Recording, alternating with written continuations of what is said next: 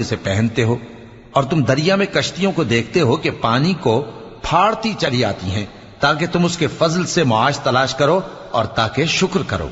वही रात को दिन में दाखिल करता और वही दिन को रात में दाखिल करता है, और उसी ने सूरज और चांद को काम में लगा दिया है। हर एक एक वक्त मुकर्रर तक चल रहा है। यही अल्लाह तुम्हारा परवरदिगार है, उसी की बादशाही है। और जिन लोगों को तुम उसके सिवा पुकारते हो, वो खजूर की गुठली के छिलके के बराबर भी तो किसी चीज के मालिक नहीं।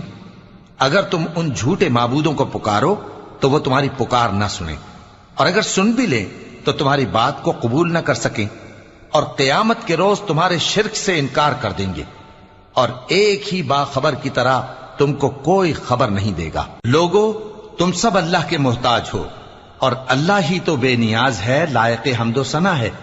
अगर वो चाहे तो तुमको नाबूद कर दे और नई मखलूक ले आए,